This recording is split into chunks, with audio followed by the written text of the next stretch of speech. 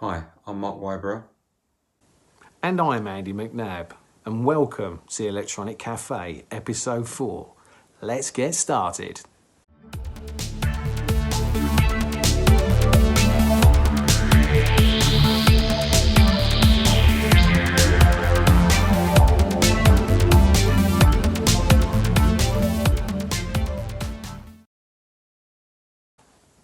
So before we head into all the really cool content we've got lined up for you in episode 4 of the Electronic Cafe, I just want to take a second to just say thank you so much for watching this show, subscribing to the show, giving us great feedback. It means so much to both Mark and I. We've been quite humbled by it.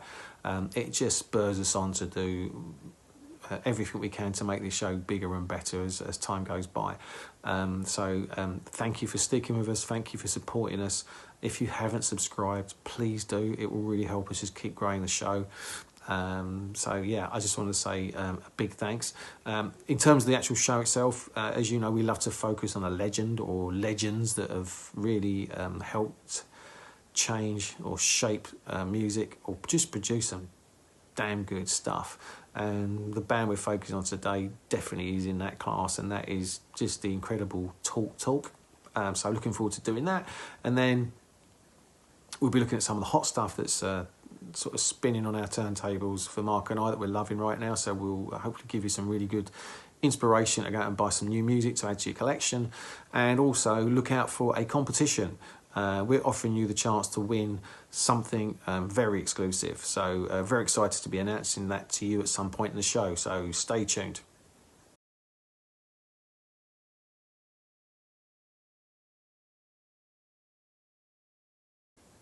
So Talk for me were just an amazing band. They had a lot of influence on a lot of our artists. And they were an English band. I think they formed in 81, led by the incredible Mark Hollis, who was the vocalist. I think he played guitar and piano. There was Lee Harris and Paul Webb, and the group achieved pretty good early chart success with some synth-pop singles. I think they also shared the same label as Duran Duran and supported them in one of their early tours, I think in 81.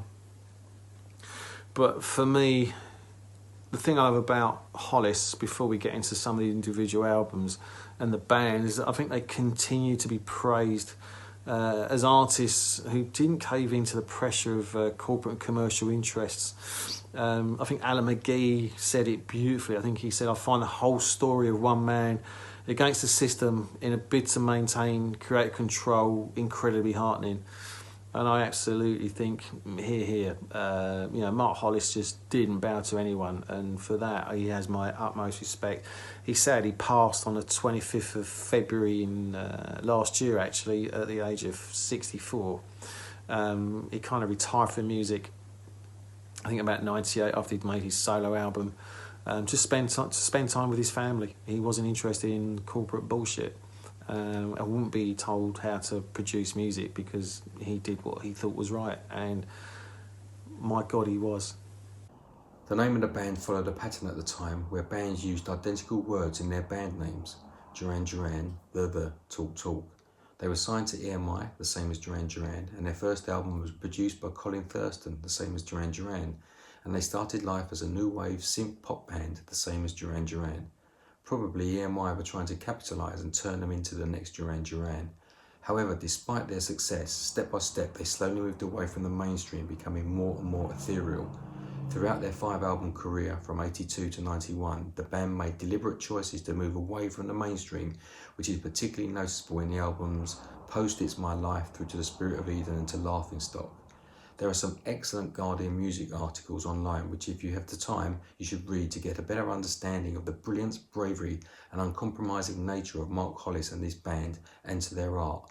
Every album became sparser than its predecessor, and every album became braver and more delicate, graceful and ethereal to the one before it, until they reached the point of their final album Laughingstock, where through the delicateness of their music they just disappeared completely.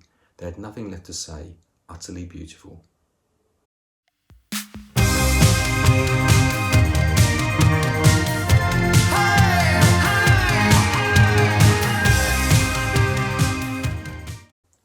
The Party's Over was the debut album by Talk. It was released in 1982 and produced by Colin Thurston, who was a former engineer for David Bowie but was better known at the time for producing the first two Duran Duran albums. They had a fair bit of success with this album, with 3 hit singles in the UK and Europe, Talk Talk, Today and Mirror Man. Their sound at that time was big, well-produced, new wave synth-pop and very, very much compared to the similar sounding new romantic acts of that time like Duran Duran or Classic Nouveau. Talk Talk's debut is very much of its time, with its early 80s fretless bass sound, electronic drums and strident synth textures. Around this time, just before the release of The Party's Over, I was lucky enough to see Talk Talk for the one and only time supporting, yes you guessed it, Duran Duran at Hammersmith Odeon in London. Track for me from their very first album was Today, which I think was their first UK top 40 hit.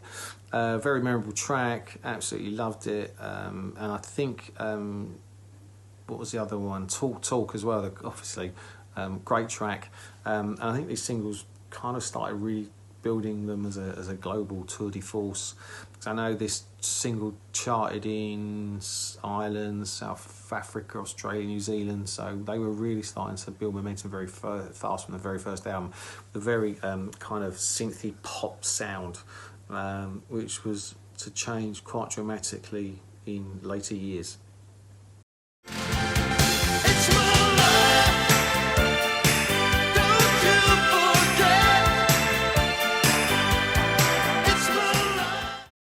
It's My Life was the second studio album by Talk Talk, released in early '84. It was the first recording that they worked with Tim Freese Green on, who went on to produce and record with them for the rest of their career, and its sound was a definite progression from The Party's Over. The album elevated their profile further and contained 3 hit singles, It's My Life, Such a Shame and Dum Dum Girl. The title track was possibly the band's first gilt-edged classic, and It's My Life went on to be a huge international hit nearly 20 years later when it was covered and released by No Doubt in 2003. For the It's My Life album, Hollis sought a more pristine vocal sound, tougher rhythm section and wanted the synths placed lower in the mix.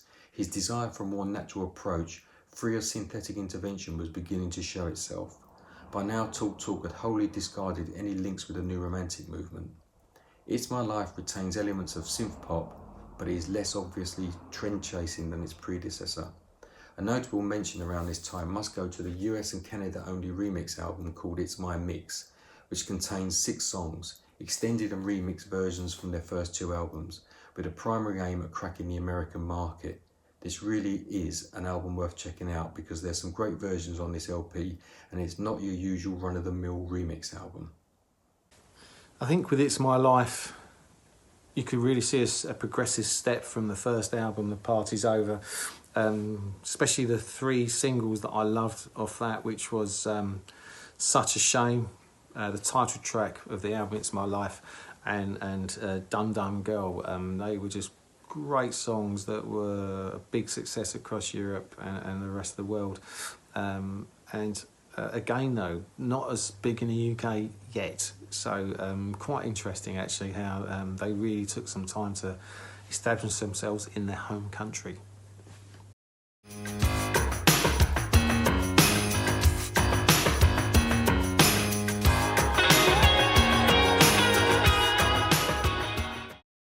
So when they got to the 3rd album, which is the incredible Colour of Spring, I absolutely love this album. Track for track, one of the best ever. I just think it's awesome. But they kind of almost abandoned the synth pop style completely.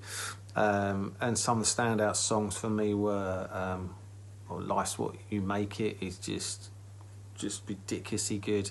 Living in Another World. There were just so many good tracks on this album. Just awesome. And then off the success of that album, there were some really good concerts. They formed a bit of a bigger band to tour. And actually there's a DVD that was released, I think about 12 years ago, of they actually played the Montreux Jazz Festival in '86 in July. So definitely worth watching that. I think you can see it on YouTube, I believe. but yeah, if you can get a chance to look at it, please do. But it's also let's say, being such a commercial success in the UK, it kind of afforded the band a bigger budget and schedule for what was to come next. The Colour of Spring was their third studio album, released in February '86, and as Andy said, musically, The Colour of Spring was the first major step away from the synthesised pop of early Talk Talk, with a greater focus on guitars, pianos and organs, and with a much more organic feel than their two previous albums, and the first to contain improvisation, something that was to dominate their later works. The Colour of Spring became Talk Talk's most successful album, selling over 2 million copies and prompting a major world tour. It also contained 4 hit singles, Life's What You Make It, Living in Another World, Give It Up and I Don't Believe in You. At the same time, it contained minimalist songs like April the 5th, Chameleon Day and the B-side It's Getting Late in the Evening, all pointing towards the new direction that the band was moving towards. The Talk Talk Live at Montreux '86 concert film and recording that Andy mentioned is widely regarded as a document capturing Talk Talk at the very peak of their career.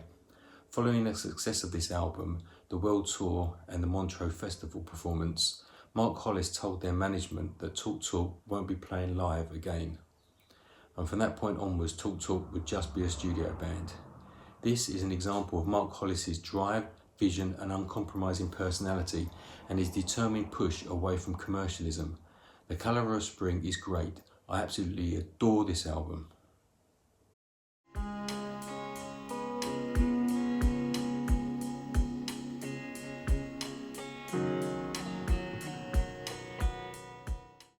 So, 2 years after The Colour of Spring, this album got released, Spirit of Eden. I think the album was kind of built over just hours of improvised instrumentation that Hollis and others put together, and I kind of arranged it and edited it with digital equipment. But it's just been critically praised. I think, and again, don't quote me on this, but I think when they took this to EMI were like, what the fuck's this? Because it was just so different to what they'd done before. I must admit, when I first heard it, after all the reviews saying it's incredible, because I was so attuned to what they'd done before, I was a bit like, whoa, I don't know if I like it. And then I played it again, and then I played it again, and then it clicked. And now, in my top 5 albums of all time, would it be a Desert Island Disc? 100%. I just think it's an amazing piece of art. It's regularly featured when Rolling Stone magazine do interviews with artists, and they ask the question, "What is your Desert Island Disc?" Spirit of Eden comes up a hell of a lot. I just think, they didn't tour with this album, unfortunately, because it was just too intricate and too, I don't know, there was so much work put into it. But it really is just like nothing else that's been made before or after. And that voice is just, when it comes in, it sounds so fragile at points and other times like a raging torrent. Definitely the one for me, I'd say, to listen to that is just brilliant. Love it to bits. Just can't speak highly enough of that album. And I say, but the stuff before as well is not to be ignored. I mean, some of the great synth pop songs, probably far more accessible and easy to listen to from a first time listening perspective. For me, Spirit of Eden took some time. I had to find my way with it. But when I did, I've never stopped listening to it since. I play it at least a couple of times a year, I think, because it just has this mood and atmosphere that is very unique and an absolute testament to the genius of Hollis.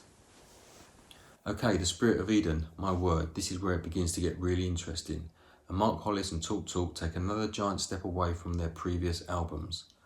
Released in 1988, as Andy said, the worldwide commercial success of The Colour of Spring was a game changer on two levels for Talk Talk. It gave them the underlying confidence to explore the furthest reaches of their creative imaginations, and equally important, it provided them with the financial security to pay for it all.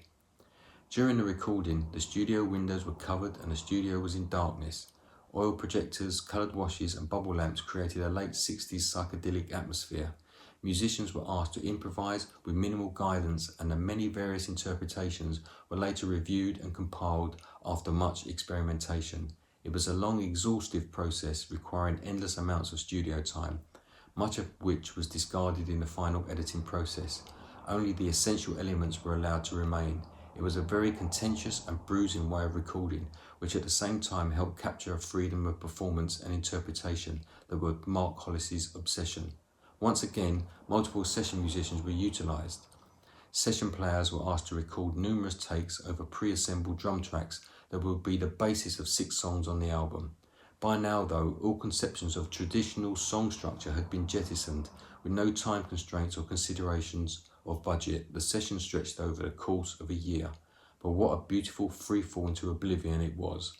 Sessions were invitation only, and EMI were kept very firmly at arm's length, although they were aware of the nature of the experimentation taking place and the album's spiralling costs. Hollis' lyrics are oblique, half-murmured and elusive. By now, he was more interested in the sound of the words themselves over any meaning. The ambience and the atonal notes are seamless. Spirit of Eden is sonically beautiful, fragile, ethereal. It's true what Andy said. They gave the album to EMI, and EMI asked, "Where are the singles?" Hollis rightly refused to change anything, and in the end, EMI released an edited version of the achingly beautiful I Believe in You as the only single. This album has grown in stature over the 30 years since its release, and is regarded as one of the greatest, most groundbreaking albums of all time. Check it out, stick with it, it's a work of genius.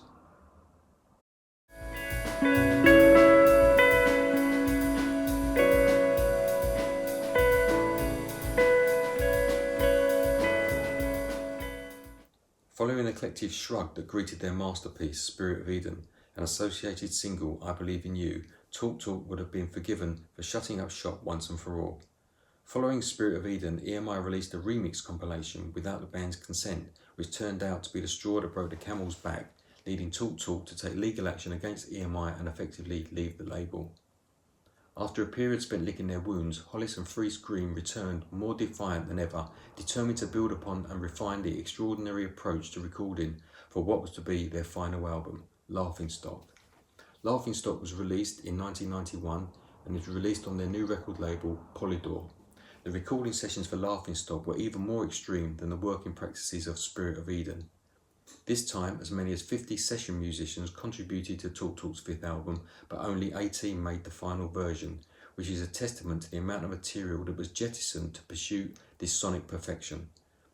Retaining the process of recording in near permanent darkness, some contributors were pushed to the point of mental breakdown. It has been said that for every minute heard of the final album, an hour's worth of material was dispensed with. The album was sparser, quieter, more fragile and more intense than anything previously, and the silence between the notes became as important, if not more important, than the notes themselves. This was the final recording of Talk Talk.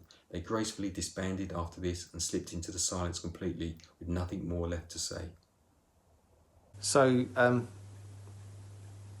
the back of Spirit of Eden, Laughingstock, kind of the album to follow, and it really kind of crystallised the sound, I think.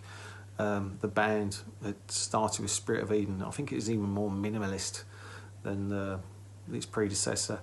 But it still did pretty good in the charts. I think it in top 30, like 26, something like that, which is great. But after that particular album, Talk Talk then disbanded sadly in 91. It is worth mentioning the Talk Talk artwork. The artist James Marsh designed the artwork for all of the Talk Talk album and single releases. His work with the band followed a theme, and he remained the band's artistic frontman throughout their entire career. There's an excellent book called The Spirit of Talk Talk, which celebrates both the music created by Talk Talk, interviews, and is illustrated throughout with a treasure trove of images by James Marsh. This book contains the collation of all of the band's original album and single artworks, along with previously unseen sketches and alternative album covers and rare and unseen pictures of the band.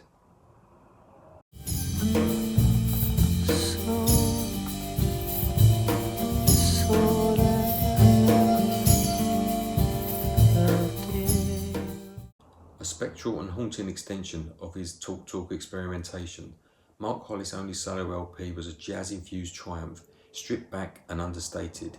It often showcased his belief in the power of silence. Mark Hollis is the only solo album by the former Talk Talk frontman, and it was released by Polydor Records in 1998. Its sound is noted for being extremely sparse, claustrophobic, fragile and minimal. The AllMusic Guide called it quite possibly the most quiet and intimate record ever made.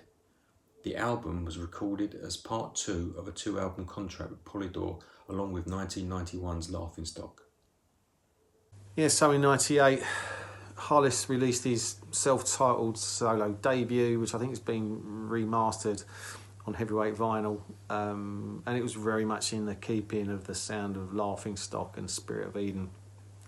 And then he retired from the music industry shortly afterwards, and yeah, sadly passed away, saying 25th of Feb last year at the age of 64. I think their influence on musicians has massively exceeded the band's own visibility. And I'm thinking about who's kind of publicly said that, you know, Hollis and the band influenced a lot of what they did, and I'm thinking there's bands like Tears for Fears, Radiohead, Elbow, Doves, Stephen Wilson, and Death Cab for Cutie, and Richard Barbieri, Japan. So many artists have just said that, you know, the fact that Hollis did what he thought was right, stood by his guns, wasn't forced into doing something he didn't want to do by the record company, and just, yeah, creative genius, and sorely missed, but always remembered.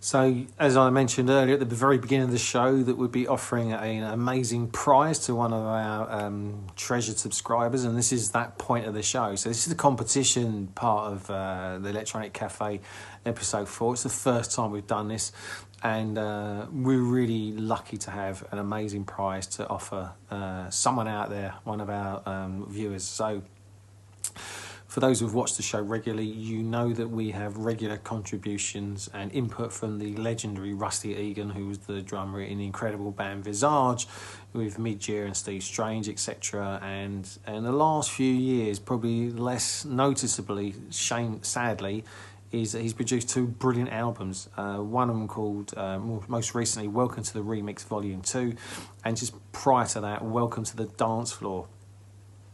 Welcome to the Dance Floor is a fantastic album where he's worked with some amazing contributors, so people like Peter Hook from New Order, Tony Hadley from Spandau Ballet, and obviously Midge from Ultravox, all contributing to what is just a fantastic album. And I just was fortunate enough to get a signed copy on vinyl from Rusty last year when I saw him do a talk on his career, and I said, have you got any left? And he had just one. And the nice thing is this album was a limited run, so only 500 were made on exclusive gold vinyl. So this really is a very, very cool prize for one lucky subscriber. So all you need to do to win this great piece of music is hit that subscribe button right there. Hit the subscribe button, and Mark and I will randomly select one lucky winner who will receive that album signed and personalised by Rusty himself. He's waiting with his marker pen to send, and he'll personally send it to our winner as well. So whoever does win it, we just want you to send us a little vox pop to say you've got the prize, and that'd be great. So just say, for those who haven't subscribed, hit that subscribe button. It's that simple, and you could be seeing a really cool exclusive Rusty Egan album arriving in your letterbox very soon. Hi, so now we're at the hot stuff section of the show, and this is where we're listening and reviewing some of the latest albums that have just been released. The couple I'm going to recommend in this current episode are, the first one is up from a band called Phantogram, who I've liked for some time. This is the new album called Ceremony. The band has been going since about 2007. They hail out of Greenwich, New York, formed with two key people, Sarah Bartha, who's a kind of vocalist and keyboard player, and a guy called Josh Carter. They kind of define their music as electronic dream pop, electronica, and a bit trip hop, and they kind of think their sound's kind of street beat.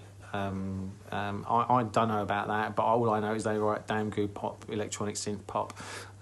Their first album, Eyelid Movies, was just brilliant as well, track for track, just amazing. Would definitely recommend it. But the new one, Ceremony, really, really good. The single that brought me into wanting to buy this is called Into Happiness. Check the video out before you buy the album, see if you like it. In fact, we'll put that as the track on the little show reel straight after this review. Into happiness. Wish you could be here. And the second album I want to recommend in the hot stuff section is one that was briefly mentioned by our good friend Rusty last week. So I went out and bought it based on what he said, and this is it. It's called Borders by Ryan Vale and the Elmer Orchestra, which is actually a guy called Owen O'Callaghan. They're two musicians on the two sides of Londonderry. They've been composing music of various types over a number of years. And this album is really, really cool. It's got, like, Colours is the first track, and it features a woman called Moya Brennan, and she's singing both Irish and English. But there's some really nice ambient dance beats to this as well. Great album, very thoughtful. I think if you really listen to it, there's a kind of deep meaning in the project that these guys have done. And, you know, I saw O'Callaghan made a note that he said, I want people to feel angry, happy, emphatic and communal, and let's not forget feeling the need to dance. I'm all for that. So, again, Borders, say by Ryan Vale and the Elmer Orchestra, and Phantogram and Ceremony. So they're my two hot picks for this episode.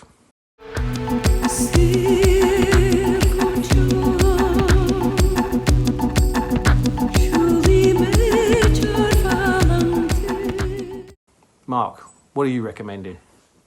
Okay, my first hot stuff top tip that has caught my attention recently is a 5-piece band hailing from Arkansas in the US called White Mansion. It's their debut album called Human, and it was released in January 2020.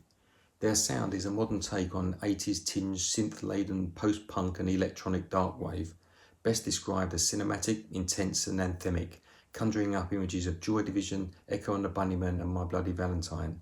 They are signed to the German record label Cold Transmission, and the vinyl CD download can be bought from their own website or from Bandcamp. If you're looking for something new but with a familiar feel, this is well worth checking out. I guess that I'm not what your dreams are made of. I'm not what dreams are made. My second album choice is So Red the Rose by the Duran Duran spin-off group Arcadia, which was recorded in Paris and released in 1985.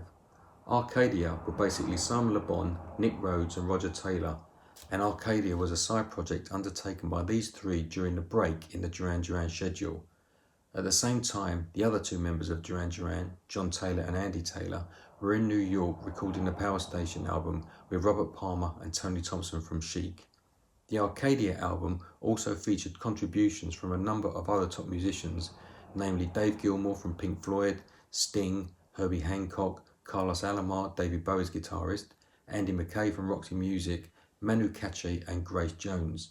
It was produced by Alex Sadkin, who had just finished producing the Duran Duran's Seven and a Ragged Tiger album, and who had also worked with Grace Jones, Robert Palmer, the Thompson Twins, Classic Nouveau, Talking Heads and James Brown, just to name a few.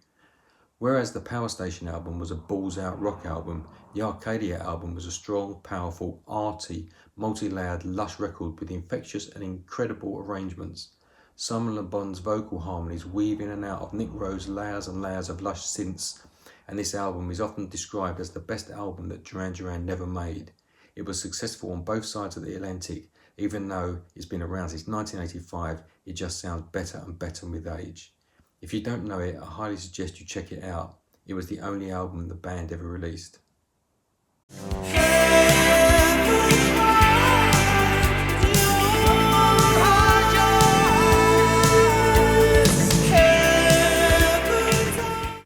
Thanks for watching, and please hit that subscribe button.